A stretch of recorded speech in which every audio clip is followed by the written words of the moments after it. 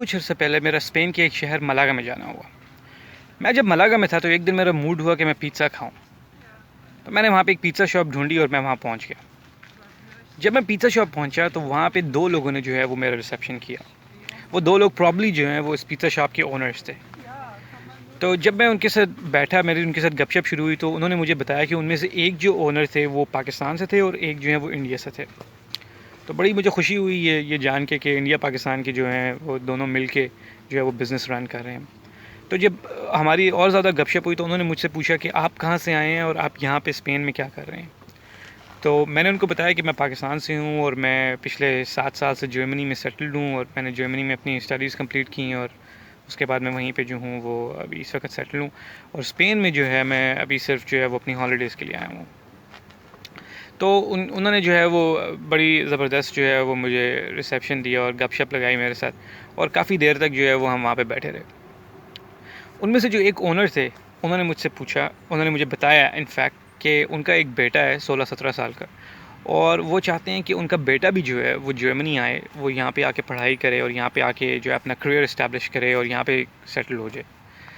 तो उन्होंने मुझे कहा कि क्योंकि आप इतने अरसे से जर्मनी में रह रहे हैं तो आप जो है वो क्या मेरे बेटे को गाइडेंस देंगे या क्या टिप देंगे कि वो जर्मनी में जो है वो एक सक्सेसफुल लाइफ जो है वो गुजारे। और साथ ही उन्होंने कहा कि मेरा एक कंसर्न भी है जो कि बड़ा एक उनका इनोसेंट सा कंसर्न था। उन्होंने कहा कि मुझे ये डर लगता है कभी कभी कि अगर मैं अपने बेटे को यहाँ बुलाऊँ और वो यहाँ पे रहना शुरू हो जाए जर्मनी में, तो कहीं वो जो है वो इन लोगों में घुल मिल ना जाए, कहीं वो इन लोगों की तरह ना हो जाए, कहीं वो इन जैसा ना हो जाए, कहीं वो अपनी वैल्यूज़ ना भूल जाए। तो इस लिहाज से भी जो है वो आप क्या जो है वो सजेस्ट करते हैं और आपका अपना कैसा एक्सपीरियंस रहा है। हालांकि वो ख़ुद जो हैं वो आई थिंक 20-25 ईयर्स से वो जो है वो स्पेन में काम कर रहे थे और रह रहे थे।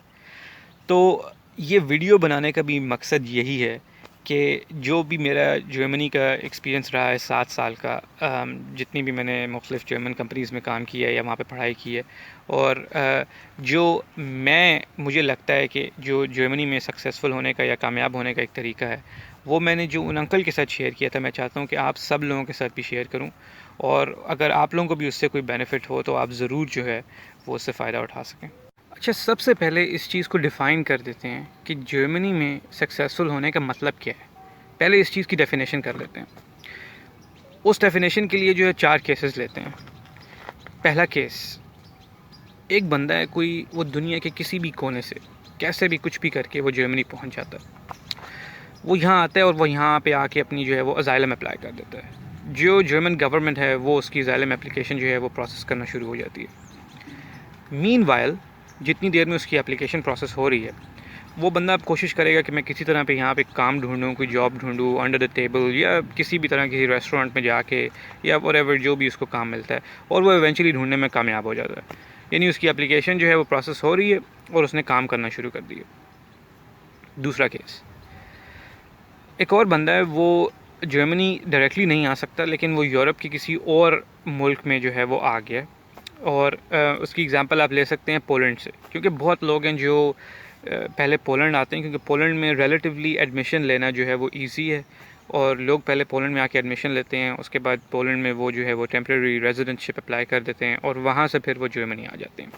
तो एक ऐसा ही बंदा है जो पहले पोलैंड आया, पोलैंड के एक शहर है पोज़नान फॉर एग्ज़ाम्पल, वहाँ पे आया है, वहाँ से वो बर्लिन आ गया और बर्लिन में अब वो जो है वो रहना शुरू हो गया। अब उसकी कोशिश ये है कि मैं यहाँ पे कोई काम ढूंढूँ, वो किसी भी तरह करके कुछ भी करके यहाँ पे एक काम ढूंढ लेता है। केस नंबर 3, इस केस में एक बंदा है, वो दुनिया के किसी मुल्क में भी, फॉर एग्जांपल इंडिया, पाकिस्तान या कोई भी और मुल्क है, वहाँ पे वो बंदा जो है उसके पास जो है वो बहुत अच्छी क्वालिफ़िकेशन है, वो हाईली क्वालिफाइड है, वो हाईली स्किल्ड है।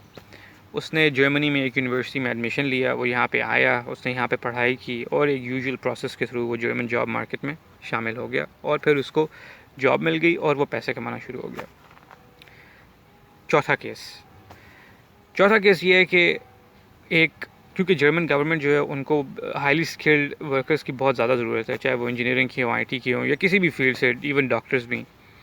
तो वो मुख्तलिफ़ मुल्कों से जो है वो डायरेक्टली हाईली क्वालिफाइड जो हाईली स्किल्ड प्रोफेशनल्स हैं उनको वो पिक करते हैं और वो जर्मनी ले आते हैं, फॉर एग्जांपल इंडिया से या पाकिस्तान से, और उनको या तो ब्लू कार्ड पे ले आते हैं या उनको जो है वो वर्क परमिट पे ले आते हैं।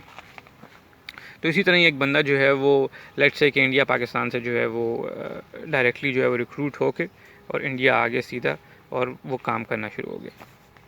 अब ये जो 4 केसेस हैं, ये बताने का मकसद ये है कि इन 4 केसेस के डिफरेंट बैकग्राउंड्स हैं, डिफरेंट इनकी क्वालिफ़िकेशंस हैं, डिफरेंट इनकी एकेडमिक अचीवमेंट्स हैं और बिल्कुल इनके डिफरेंट प्रोफाइल्स हैं। मगर इन चारों में जो है वो एक चीज़ कॉमन है, ये चारों जो हैं वो जर्मनी में इस वक्त जॉब कर रहे हैं और पैसे कमा रहे हैं। ये बताने का मकसद ये है कि जर्मनी में सक्सेसफुल होने का बिल्कुल भी ये मतलब नहीं है कि आप जो है वो यहाँ पे आपको जॉब मिली हो। हाँ, जॉब मिलना जो है वो बहुत ज़रूरी एक एस्पेक्ट है, ये भी बहुत ज़रूरी है कि आपको जॉब मिली और जिसके लिए बेसिकली बहुत सारे लोग आते हैं, लेकिन ये इस बात की बिल्कुल गारंटी नहीं है कि आप जर्मनी में सक्सेसफुल हो गए अगर आपको जॉब मिल गई है। तो जर्मनी में या किसी भी सोसाइटी में सक्सेसफुल होने का मतलब ये है कि आपको वो सोसाइटी, आपको जर्मन सोसाइटी, क्योंकि हम अभी जर्मनी की बात कर रहे हैं, आपको जर्मन सोसाइटी, आप तब सक्सेसफुल हैं अगर जर्मन सोसाइटी आपको एक्सेप्ट करे और आपको रिस्पेक्ट करे। अब वो जो एक्सेप्टेंस और रिस्पेक्ट है वो सिर्फ जॉब से नहीं मिल सकती आपको। वो एक्सेप्टेंस और वो रिस्पेक्ट अर्न करने के लिए आपको जर्मन सोसाइटी में इंटीग्रेट होना बहुत ज़रूरी है। इंटीग्रेशन जो है वो की है यहाँ पे सक्सेसफुल होने के लिए। अब ये डिफ़ाइन करते हैं कि इंटीग्रेशन का मतलब है क्या। इंटीग्रेशन के 4 बेसिक एस्पेक्ट्स हैं। उन सारे एस्पेक्ट्स को जो है हम एक एक करके डिस्कस करते हैं। जो इंटीग्रेशन का पहला और जो कोर एस्पेक्ट है वो है लैंग्वेज। अगर आप, क्योंकि हम जर्मनी की बात करें तो हम जर्मन लैंग्वेज की बात करें, अगर आप जर्मन लैंग्वेज नहीं सीखेंगे तो आप गेम से आउट हैं। अब प्लीज़ मुझे ये एग्जांपल्स मत दीजिएगा कि मैं किसी को जानता हूँ वो 4 साल से जो है वो जर्मनी में रह रहे हैं, उनको बगैर लैंग्वेज के जॉब मिली हुई है। अगर आप जर्मनी के बड़े शहर में चले जाएं, बर्लिन वगैरह, तो वहाँ पे लैंग्वेज की, जर्मन लैंग्वेज की कोई ज़रूरत नहीं है, हर कोई इंग्लिश बोलता है। या जो जर्मनी की यंग पॉपुलेशन है वो जो है वो सब इंग्लिश बोलते हैं, तो जर्मन सीखने की कोई ज़रूरत नहीं है। मैं तो गुजारे की बात ही नहीं कर रहा, मैं तो उन लोगों से मुखातिब ही नहीं हूँ जो सिर्फ जो है वो एक मीडियोकर लेवल पे एक गुजारा टाइप जो है वो ज़िंदगी गुजारना चाहते हैं। मैं तो मुखातिब ही उन लोगों से हूँ जिन लोगों के अंदर कोई पैशन है, जिनके अंदर कोई डिज़ायर है, जिनके अंदर कोई फायर है, जो रियली यहाँ पे आके सक्सेसफुल होना चाहते हैं और कुछ बनना चाहते हैं और कुछ करके दिखाना चाहते हैं। लैंग्वेज देखिए, अगर आप ना सीखें, वो तो अगर आप चाँद पे भी चले जाएँ तो वहाँ पे भी आप गुजारा कर ही लेंगे। गुजारा तो आप दुनिया में कहीं भी, किसी भी जगह, किसी भी मुल्क में कर सकते हैं। आप ख़ुद इमेजिन करें कि अगर आपको एक सोसाइटी की लैंग्वेज नहीं आती जहाँ पे आप रह रहे हैं, फॉर एग्जांपल अगर आपको जर्मन लैंग्वेज नहीं आती और आप जर्मनी में रह रहे हैं, तो आप जो सोसाइटी है, आप उसकी नब्ज़ पे, आप उसकी पल्स पे आप हाथ ही नहीं रख सकते। आपको पता लग ही नहीं सकता कि सोसाइटी में हो क्या रहा है। फॉर एग्ज़ाम्पल आप यहाँ पे जो है वो लोकल दोस्त नहीं बना सकते। आप जो है वो, आपने डॉक्टर्स विज़िट पे जाना हो तो आप वहाँ पे ख़ुद नहीं जा सकते। आपने अगर ग्रोसरीज़ करने जाना हो तो वो नहीं आप कर सकते। आपने कोई चीज़ ख़रीदने जानी हो तो वो नहीं कर सकते। आपने गवर्नमेंट ऑफिस में जो है वो अपने आप को प्रेजेंट करना हो जाके तो आप वो नहीं कर सकते। अगर आप एक बिल्डिंग में, अपार्टमेंट में, घर में कहीं पर भी रह रहे हैं तो लैंडलॉर्ड के साथ जो कॉरेस्पॉन्डेंस होती है आपकी, वो जर्मन में होती है, वो आपको समझ नहीं आ सकती। आपके जो नेबर्स हैं, आप उनके साथ जो है वो कोई रिलेशनशिप नहीं जो है इस्टेब्लिश कर सकते, आप उनसे बात नहीं कर सकते। अगर आप ड्राइविंग करते हैं, जो ट्रैफिक के ऊपर हज़ारों साइंस होते हैं वो जर्मन में होते हैं, वो नहीं आप समझ सकते। जो थाउजेंड्स जो जॉब एड्स जो आते हैं हर रोज़, और यहाँ पे लाखों जॉब्स हैं, जो जर्मन में जॉब एड्स आते हैं, वो आप पढ़ नहीं सकते, वो आप समझ नहीं सकते। इवन है कि आपकी जॉब लगी भी हुई है, लेकिन क्या पता आपको कि उससे भी अच्छी जॉब का एक ऐड आया है, वो आपको पता ही नहीं, क्योंकि आप वो पढ़ नहीं सकते।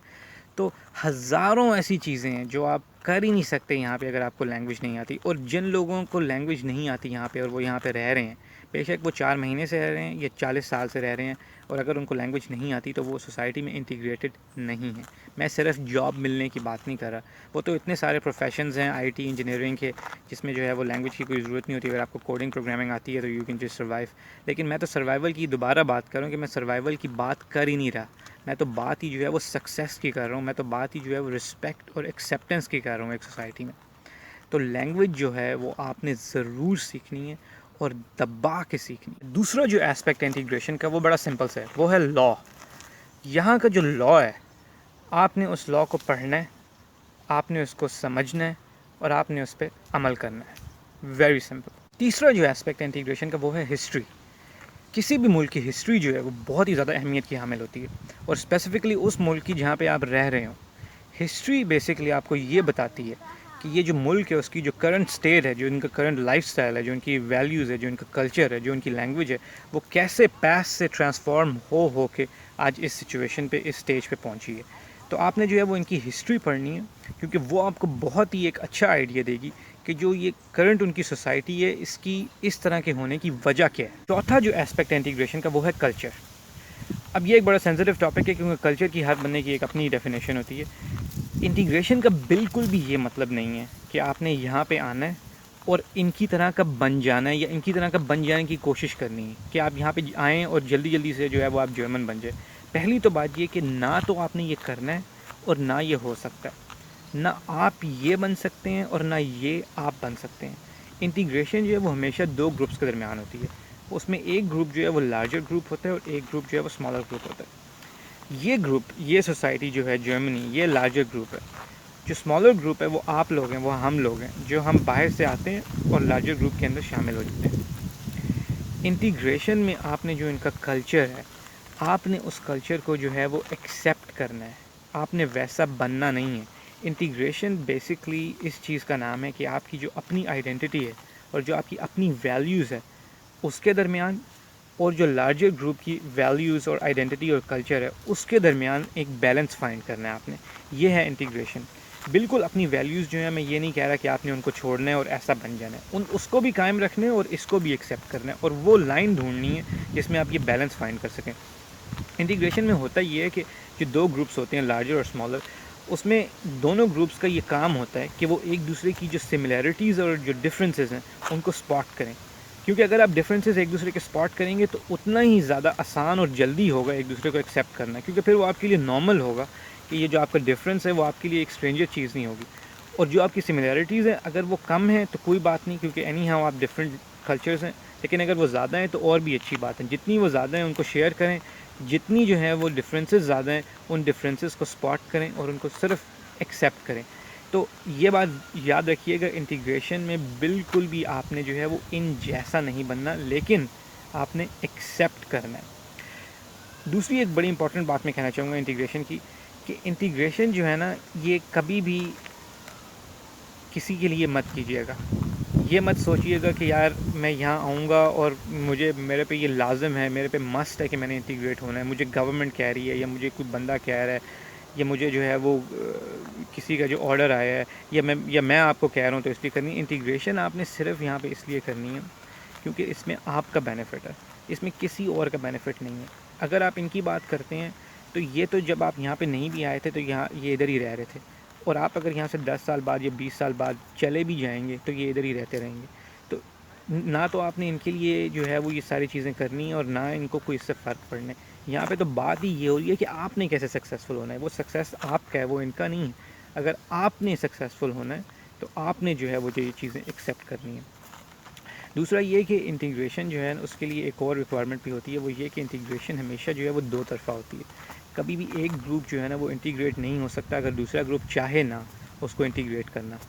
हम ये अज्यूम कर रहे हैं इस वक्त कि जो लार्जर ग्रुप है, जो ये लोग हैं, इन्होंने पहला स्टेप जो है वो उठा दिया वेलकम का, आपको इंटीग्रेट करने का। वो कैसे? वो ऐसे कि इन लोगों ने आपको एडमिशन्स दिए तो आप यहाँ आए, इन लोगों ने आपको अजाइलम स्टेटस दिया तो आप यहाँ आए, इन्होंने आपको रेफ्यूजी स्टेटस दिया तो आप यहाँ आए, इन्होंने आपको आपके मुल्कों से आपकी क्वालिफ़िकेशन के अकॉर्डिंग उठाया और यहाँ पे आके जॉब दी। इसका मतलब है कि इन्होंने पहला स्टेप लिया। तो अगर आपके जहन में ये भी है कि भाई ये वेलकमिंग नहीं है, ये इंटीग्रेट नहीं होने दे रहे, तो आप ये एस्पेक्ट जहन में रखें कि इन्होंने एक स्टेप लिया है, क्या पता अभी इनको और भी बहुत सारे स्टेप्स लेने हो। मैं ये नहीं कह रहा कि ये कोई एब्सोल्युटली परफेक्ट है, लेकिन दोबारा अपने फ़ायदे के ऊपर आ जाते हैं कि आपने अपने फ़ायदे के लिए करना है, आपने अपने फ़ायदे के लिए ये इंटीग्रेशन के जो एस्पेक्ट्स हैं ये फॉलो करने हैं। अगर अब आप ये सोच रहे हैं कि इंटीग्रेशन के लिए पहला स्टेप जो है वो उठाएं कैसे, उसके लिए हज़ारों तरीके हैं, उसके लिए बहुत ज़्यादा तरीके हैं, लेकिन जो सबसे आसान और पहला तरीका आप कर सकते हैं वो ये है कि जो इनकी फेडरल ऑफिस और माइग्रेशन की ऑफिशियल वेबसाइट है उसका नाम है BAMF.de। अगर आप उस पर जाएँ तो आपको बहुत सारे जो है वो इंटीग्रेशन कोर्सेज मिल जाएंगे, जिसमें लैंग्वेज कोर्सेज भी इंक्लूडेड हैं, और वो लैंग्वेज कोर्सेज जो हैं वो ऑलमोस्ट फ्री ऑफ कॉस्ट हैं। उसके अंदर बहुत सारे मुख्तलिफ जो है वो एसोसिएशन और क्लब्स बने हुए हैं। फॉर एग्जाम्पल उसमें लेजर क्लब्स बने हुए हैं, उसमें स्पोर्ट्स क्लब्स बने हुए हैं, उसमें ड्रामा क्लब्स बने हुए हैं, उसमें म्यूज़िक क्लब्स बने हुए हैं। वो सब आप लोग ज्वाइन कर सकते हैं, और वो उसमें ऑलरेडी जो लोकल्स हैं वो उसके मेंबर्स हैं। उनमें आप जो भी एक्टिविटीज़ कर सकते हैं उसमें लोकल जो है उनकी पार्टिसिपेशन है, आप उनके साथ इंटीग्रेट कर सकते हैं, उनको जो है उनके साथ नो हाउ आपकी डेवलप हो सकती है। उसके अलावा जो इवन जो जर्मन स्पोर्ट्स कन्फेडरेशन, जो जर्मन ओलंपिक स्पोर्ट्स कन्फेडरेशन है, उनका एक प्रोग्राम है जिसका नाम है इंटीग्रेशन थ्रू स्पोर्ट्स, वो आप ज्वाइन कर सकते हैं। अगर आप कोई भी स्पोर्ट खेलते हैं तो आप जो है वो लोकल्स के साथ उसके थ्रू इंटीग्रेट कर सकते हैं। जो यहाँ पे औरतें हैं उनके लिए स्पेशल वर्कशॉप्स बनी हुई हैं इंटीग्रेशन के लिए, क्योंकि वो आती हैं, अगर उनकी फैमिली हो या उनके बच्चे साथ हों तो वो उनको गाइड करते हैं कि आपने किस किंडरगार्टन में उनको भेजना है, अगर वो किंडरगार्टन एज से निकल गए हैं तो किस स्कूल में उनको भेजना है। कहने का मकसद ये है कि बेतहाशा इंटीग्रेशन प्रोग्राम्स हैं लोकल के साथ इंटरेक्ट करने के लिए। एंड मैं यही कहूँगा कि जो इंटीग्रेशन आप करेंगे यहाँ पे वो सिर्फ़ और सिर्फ आप अपने लिए करेंगे, ये बात याद रखिएगा, क्योंकि उसका बेनिफिट, उसका जो फ़ायदा है जो यहाँ की सोसाइटी से आप ले सकते हैं वो आपके लिए यूज़ होगा, वो आपके सक्सेस में यूज़ होगा, वो आपके लिए बेनिफिट है। तो जो लोग अभी जर्मनी में ऑलरेडी रह रहे हैं वो प्लीज़ कमेंट्स में ज़रूर शेयर करें कि उनका इंटीग्रेशन का एक्सपीरियंस अभी तक कैसा रहा है, और जो लोग जर्मनी आने के लिए प्लान कर रहे हैं वो भी शेयर करें कि उनकी इस हवाले से क्या प्रिपरेशन है। बाकी इस वीडियो को देखने के लिए बहुत बहुत शुक्रिया।